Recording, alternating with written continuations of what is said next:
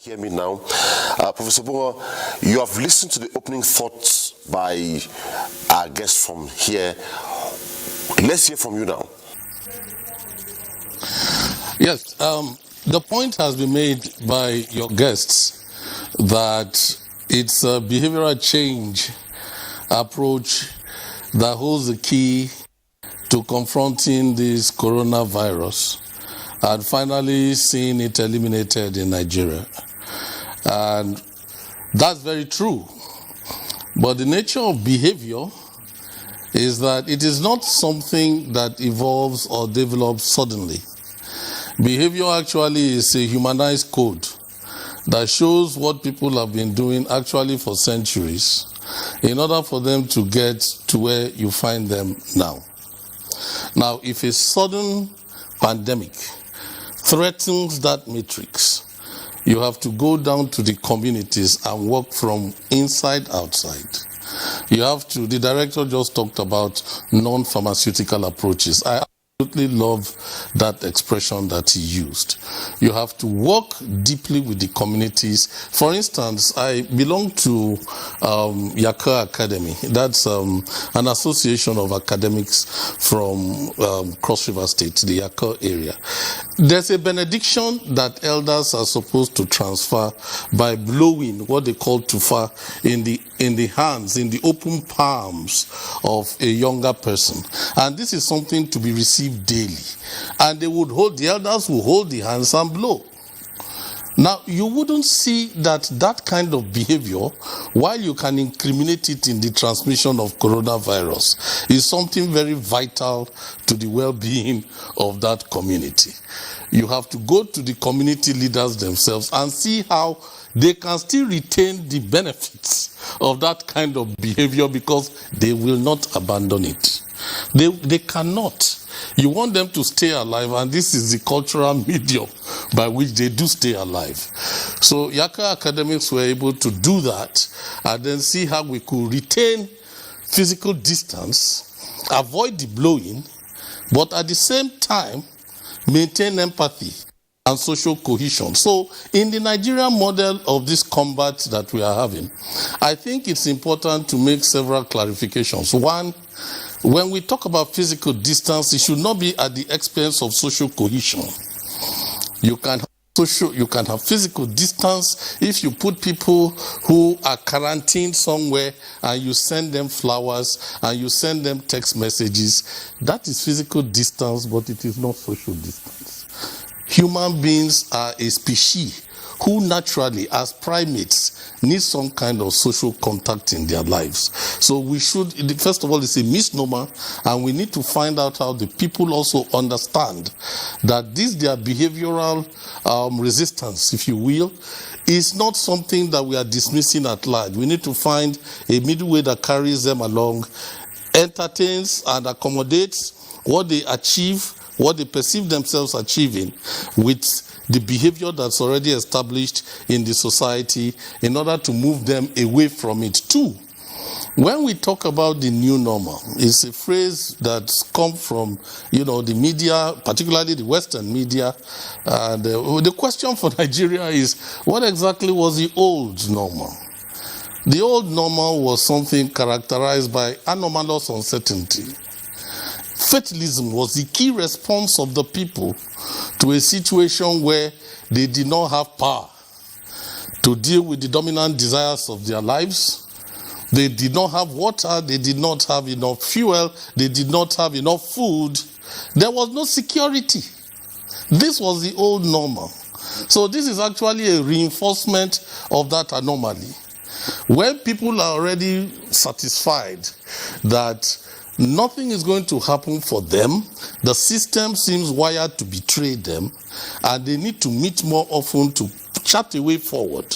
It's going to be very difficult to us. I'm a sociologist. I'm not saying that, resisting recommendations for behavioral change, makes sense to me or that I endorse it. But I'm saying we have to understand it. We don't start a priori by discrediting it. We have to know why people will continue behaving the way they do. There is too much uncertainty in Nigeria. People work hard, they don't really see the rewards. People don't work hard, they see magnificent rewards. Babies are born, there's no real guarantee that they will survive. Women get pregnant, do they carry the pregnancies to term? We have one of the highest maternal mortality rates in the world. There are 744 deaths attributable to coronavirus in the country from the 27th of February to now that we are speaking. Meanwhile, there are all kinds of conditions, including hunger, including malaria, that confront these people with daily deaths, that confront these Nigerians with the daily need for burials. I have studied mortality statistics in several Nigerian communities, and it is very strange to see that in the 52 weeks of a year, there is no single week that tiny communities do not find it necessary to bury one person or the other. This is the kind of necropolis that we live in, a virtual necropolis in this country where people die continuously, falling down like fleas from walls. And then suddenly a pandemic comes, which also aggravates the uncertainty, but in terms of the mortality statistics, it looks unreal to the people. So at the behavioral attitudinal level, we need to sacrifice the, arid sciences that we usually bring to these kinds of things and recognize something that, is in Sociology 101. That is, when a people perceive things to be real, in their consequences, those things are real. If people think that something does not exist, it does not do anybody any credit or service to start by saying that the people have come again. Why are they resisting that kind of thing? Look at the kind of market systems we have. The elite can always put themselves in a government reserved area where, even without talking about lockdown, they are in isolation. They are not coming face to face together. The kind of sports they play do not bring them together like that. Their children have home-based teachers. You have DSTV. They can stay inside their homes and remain entertained. But have you looked at the architecture of uncertainty that I'm talking about? Children come back from home. It's just a one-room affair. The father, the mother, the children, 8 of them are in the same place. There is no electricity. There is no air conditioning. There is no DSTV. They must come out of that space. What is it that is inside the house? Have we fixed energy so that if nothing else, the children can be encouraged to study at home? What will they just sit down in that single one room doing? As a sociologist, if these systemic dimensions of human behavior are not addressed, we will get the science and the technology and the technocracy correct. That is something Nigerians are very good at. That is why in 2017, the World Health Organization conducted the JEE, that is the Joint External Evaluation of International Health Response Capabilities in Nigeria. And there were 3 key elements in that. You are talking about the capacity to prevent a sudden pandemic like this, and the capacity to detect it, and then the capacity to respond to it. In terms of the capacity to prevent and the capacity to respond to a sudden pandemic like this, out of a maximum score of 5, which was interpreted as sustainable capacity, Nigeria scored 1.5 and 1.9 respectively. 1.5 in the capacity to prevent and 1.9 in the capacity to respond. The greatest it scored was in the capacity to detect, which was 2.6. Little has changed since that time. Up to June 30th, this month, South Africa had conducted testing at a level of 1,608,000 tests for a country that has a population size of 58 million. The corresponding number for Nigeria within that same time was 138,242 or thereabouts. For a country that is projected to have a population of 206 million, which means if the South African proportion is applied to Nigeria, instead of the current 183,000 tests that we have conducted, you should be expecting somewhere close to 5 million tests already done in Nigeria. So we have not tested enough. We still have to test more in order to know the magnitude of this pandemic. And then finally, still on the behavioral track, my worry is that the case definition syntax that Nigeria is adopting, by which I mean that you have to first of all be symptomatic anyway in order for you to be tested, does not agree with the well-known demographic profile of the country. We are a young in population. We know that it is the elderly, for instance, who manifest these symptoms faster, and ultimately mortality is higher among them. There are so many asymptomatic young people out there who have this coronavirus, but we are not testing them because that is not what we are geared to do right now. And so what you have is a combustible cocktail of viruses moving up and down the place that nobody can detect because there are no symptoms. We have to get back to that syntax and how we can start saying, how will we do universal testing, for instance? Why is it that during the lockdown, we did not use that opportunity to conduct the kind of census that is overdue since 2006? The next census should have been 2016. It would have given us a better profiling of the population, and we will know how to respond. We have excellent epidemiologists. You have two of the best as your guests there. But this goes beyond these pharmaceutical interventions. This goes into the realm of the social sciences, econometrics, hunger, survivalism, livelihoods, and why our people are rational, perfectly rational people. This idea that just because we ask them to do certain things and they don't, there's something wrong with them, must stop. What have we given them to make them as rational as ourselves? This is a situation where it is the intellect that will change behavior. And at a time when governance should be collaborating more closely with academia in its virological laboratories and even with the medical sector, both sectors are on strike. I mean, what kind of country is this? Can we, there's a book that I like, Adversaries to Allies. Can we not suspend whatever aggravations we have internally in order to say, okay, I need my academics now, I need my scientists now, I need my medical doctors now. Let's come round and do this thing and then fight tomorrow. This is the principle of segmentary opposition. When you have something that is bombarding your city, all those internal differences among the different sectors of the city must collapse so that you fight a unified battle. Now, academia is busy fighting the government, is on strike, they are paying them, they are not paying them. The medical doctors are giving advice, Chinese should not come in, nobody is listening to them.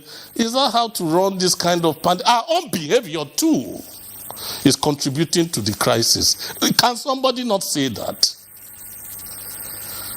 Professor Bunga, judging from what Dr. Liu has just said, discussing backstage, we know sometimes it was not a culture in Nigeria to just walk into your car, start the car, and put on your seatbelt. Talk less of the passenger using the state seatbelt. So, value mindset reorientation is key here. And if government are taking a position regarding the reopening of school or non-reopening of schools, but the debate is still up there. As a professional, what is your line of thought and what do you advise?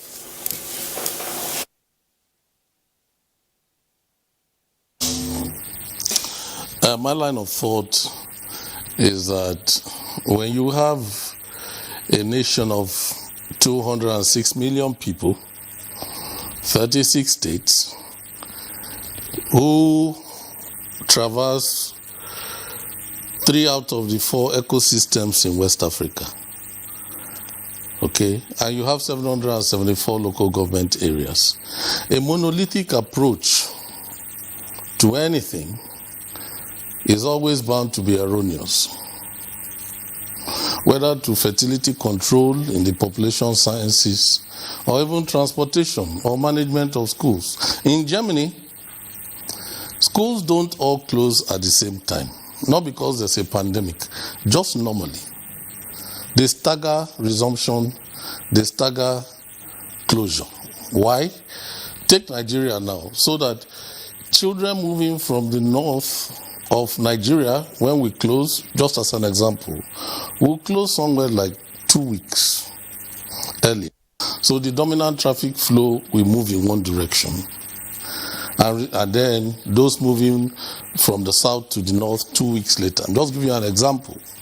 Not because there's a crisis, but because it's understood that you can free up the freeways by ensuring that not everybody meets there at the same time. If we resume schools, it's not just the examination. With respect this time to your guest, it's a well thought out plan, but the school is a microcosm of the larger society. It's an integral part of his life. It is connected to his mosques. It's connected to his churches. It's connected to his markets. It's connected to his transportation systems. Even if it is a segment of the studentry, in this case the graduating class that is to resume, you will be activating the transportation system across 774 local government areas. Pick any particular secondary school or university.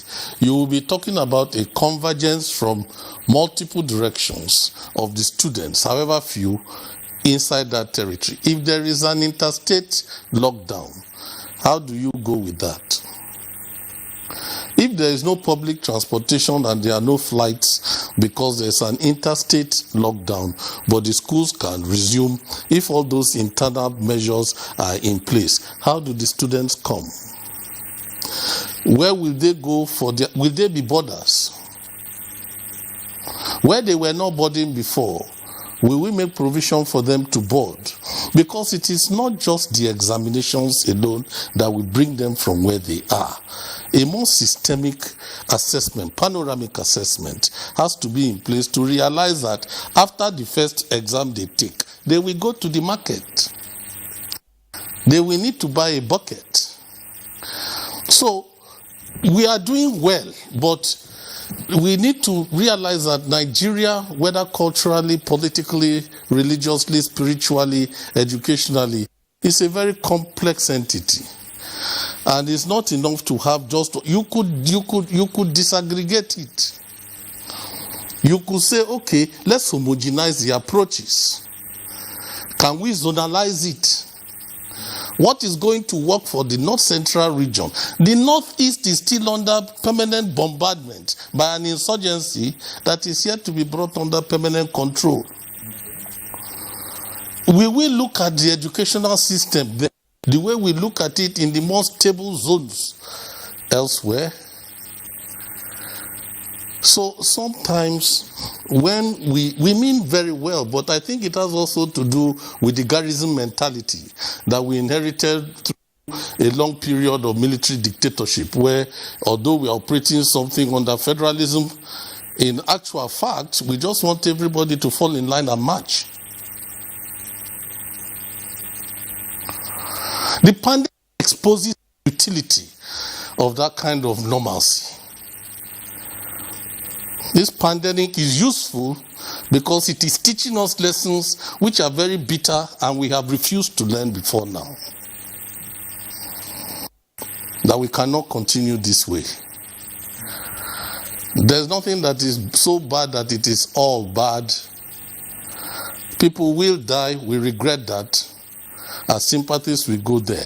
But we have to proactively extract lessons for educational management, for health sector development. Okay, in the new normal, how will we build our cities and estates? Will we still have one tiny small room we call a dispensary in the primary school, or will there be parallel pediatric centers so that even in the society at large, where that school is ensconced, should there be a need for pediatric attention, children who are not even students in that particular school can have almost instant medical attention. Are we learning that lesson now? A few friends and I are currently working on a proposal that deals with pandemic management preparedness in Nigeria in the post-COVID-19 era. What will that Nigeria look like? What will training in education look like, since we are dealing with education now? Can we not have a system whereby we can suddenly grant data? I mean, you look at it. there is a lockdown. I was locked down in Calabar. Okay? I was locked in Calabar and I saw electricity company people going around to disconnect electricity at a time like that. I came out of my house and told those officials, this is an expression of iniquity. This is political iniquity. There are some octogenarians who need to refrigerate their insulin for their diabetes. And what kind of country does that? Now, let's go to Professor Obonga. Professor Obonga, by the reports you heard and reactions from Nigerians, and also what Dr. Aliyu said before we went on break, we took the reports, perception, value mindset reorientation, and progression. How do you link them regarding the attitude of most Nigerians in all this?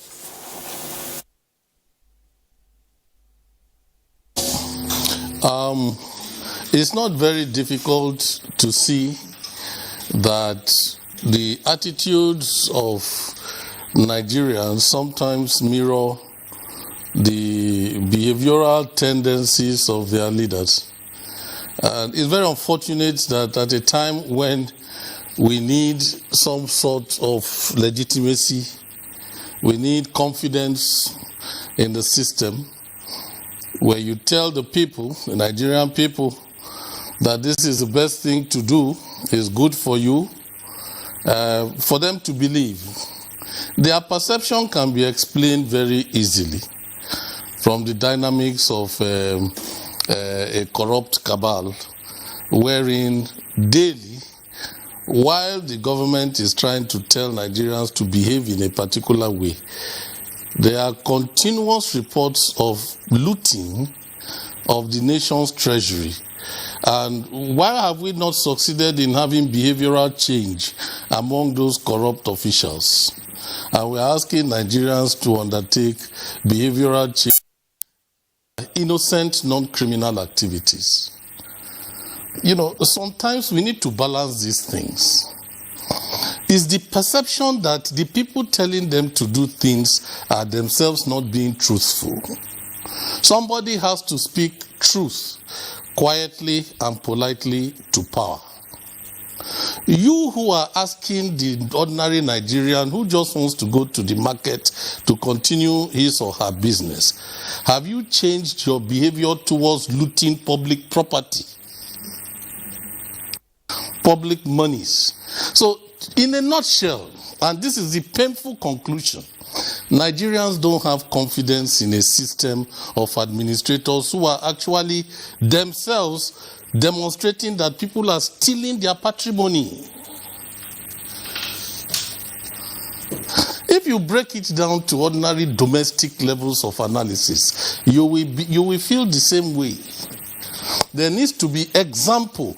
I am really impressed, and of course I believe Dr. Sani Aliyu, when he says if President Muhammadu Buhari were coming into the country, he will subject himself to the protocols in place by the PTF. We saw one of your reports where, he was going to wash his hands. Previously, it used to be very difficult to get such high-profile endorsement of epidemiological issues like this, to show a president putting political will, putting his support personally by making pronouncements and even demonstrating. This is in a certain way unprecedented in this kind of president. Now, if everybody were like that, it would be easier. You have a situation where Dr. Aliyu, Dr. Ochu will tell Nigerians, this is where we want you to go, and they'll believe them. But there are people whose corrupt activities in this country affect the social capital that leadership needs in order to direct behavior change in this country. Nigerians who follow thieves is the way it is in our ethos. So we need to first look inwards as leaders and see what measures we will take in order to communicate quite clearly to Nigerians that you need to accept what we are saying, because those who go contrary to the established protocols, anti-corruption protocols, and what have you, they will pay, and they will pay heavily for it. We must start from that level. If it is these Nigerians that you are seeing, these ones you are interviewing, the regular Nigerians you know, they are of course beautiful people. They are not the problems of this country. They are easily led, but they are also easily misled. Let us look inwards. We know Nigeria has among the best technocratic class in the world across all disciplines. It's not because we don't have the knowledge base, but we now need the integrity. And not always to appear to be blaming the population, the Nigerian citizenry, for not doing the correct thing. What have they done wrong? I'm not justifying anything that they are doing. I'm saying, like Dr. Ochu said, put the matter in context. She talked about content communicator context. Context. This is the context of this skepticism. They are a highly incredulous people, and there is a legitimacy to their incredulity. So corruption is not a simple thing. It's complex and combustible. Prof, we'll come back to you for your concluding thought. Okay. Professor Bo, by way of your last word for the program tonight, you have heard Dr. Aliyu say, if you put on a mask, you're protecting me. If I put on a mask, I'm protecting you. The word here is all of us will take responsibility. Dr. Aliyu will take responsibility, you will take responsibility, Dr. Chin will take responsibility. What's your last thought? Mine is to endorse and reinforce what they have said. That's what the science is. That's where knowledge takes us to. There is no other approach out of this particular pandemic. So we need to continue reaffirming, repeating, reasserting these messages to our people in all quarters. And having done so, I, along with your distinguished guests, I see hope, tremendous hope, because if we learn the appropriate lessons, prepare for the next pandemic, that is something which I really believe, with due respect to Dr. Aliyu, the PTF has to also take on board. It should also utilize this opportunity of fighting this pandemic to a standstill, to preparing for the next one. What kind of country do we have to have so that even if we don't know the nature of the next pandemic, we have certain systems in place? We will not start running helter-skelter. Can we start producing ventilators, for example, internally in the country? If we did that, if we learned the appropriate lessons and overcame this, my belief is that after this corona will come our coronation. It is something that I believe is dialectical, and we'll do just fine as Nigerians. That's the message I live. It's one of hope, and after the corona will come the coronation. Yes. He's a professor of sociology. He joined us from Ibadan Network Center. It was nice having you on Tuesday Live tonight. Thank you very much, Umini. Thank you. That's it on Tuesday Live tonight. Thanks for watching. Bye-bye.